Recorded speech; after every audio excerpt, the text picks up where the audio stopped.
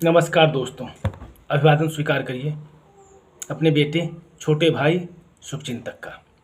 मैं संजय सिंह राणा, राष्ट्रीय अध्यक्ष भारतीय सर्वधर्म पार्टी, आपके बीच आज उपस्थित हुआ हूं और हम बात करेंगे कि आखिर हम कितना गिरेंगे, क्यों हम जानबूझ करके अपने सनातन संस्कृति की छवि को धूमिल करने पर आमदा हैं। आखिर क्यों हम भूल जाते हैं जिन्हें हम संत महात्मा कहते हैं, वो अपनी मर्यादा क्यों भूल जाते हैं। जैसा कि कहा गया है, साधु ऐसा चाहिए जैसा सूप स्वभाव। तो फिर क्यों वे अपनी मर्यादा भूल जाते हैं और इस हद तक गिर जाते हैं जिसकी कल्पना भी करना असंभव सा प्रतीत होता है। क्या ऐसे ढोंगियों को, ऐसे पाखंडियों को जो समाज में वैमनस्यता फैलाते हैं, चाहे वह किसी धर्म विशेष के क्यों न हो, चाहे वह हमारे सनातन के हों, चाहे वह मुस्लिम समुदाय के हों, चाहे अन्य किसी भी संप्रदाय के क्यों न हों, और ज़्यादातर देखने को मिला है हमारे समाज में जो वैमनस्यता के बीज बोए जा रहे हैं वह हिंदू समाज और मुस्लिम समाज में ही अधिक देखने को मिल रहे हैं। जैसा कि अभी आपने देखा, मुस्लिम समाज के पैगंबर मोहम्मद साहब पर हमारे एक कथित महंत ने जो अमर्यादित टिप्पणी की है, जिसके कारण उपद्रव का माहौल बना हुआ है। यह दोनों ही कहीं से भी ठीक नहीं है। न तो अपने आप को महंत कहने वालों नरसिंहानंद को अपनी मर्यादा भूलनी चाहिए थी कि वे खुद को एक महंत कहते हैं, लेकिन महंत का की परिभाषा शायद वे भूल गए हैं कि एक सनातनी महंत, महर्षि, ऋषि, पुजारी, पंडित कभी भी अपनी मर्यादा नहीं भूलता है।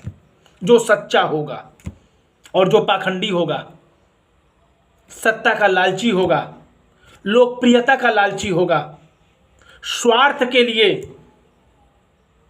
लोगों की खून पसीने की कमाई को लूटने वाला होगा, वही ऐसा नीच कर्म कर सकता है। हमारे महान ऋषियों ने अपना सर्वस्व न्यौछावर कर अपने ब्रह्म ज्ञान के बल पर हमें एक ऐसी संस्कृति प्रदान की है जिस पर आज पूरा भारतवर्ष ही नहीं, पूरा विश्व गर्व करता है। और ऐसे पाखंडियों के कारण वह हमारी सनातन संस्कृति अगर धूमिल हो रही है, तार-तार हो रही है, दागदार हो रही है, तो ऐसे पाखंडियों को समाज से उखाड़ फेंकना चाहिए। हमारे सनातन संस्कृति में 4 वर्ण दिए गए थे: ब्रह्मचर्य आश्रम, गृहस्थ आश्रम, वानप्रस्थ आश्रम, संन्यास आश्रम। इसकी परिभाषा ही आज पलट गई है। हमारे सनातन ने ब्राह्मण, क्षत्रिय, वैश्य, शूद्र 4 वर्णों में हमें बांटा था, लेकिन आज इसकी परिभाषा ही बदल गई है। आखिर ऐसा क्यों हम अपना कर्तव्य भूलते चले जा रहे हैं? सिर्फ राजनीति के लिए, सत्ता सुख के लिए। पहले के हमारे राजा महाराजा होते थे, वानप्रस्थ आश्रम के बाद संन्यास ले लेते थे।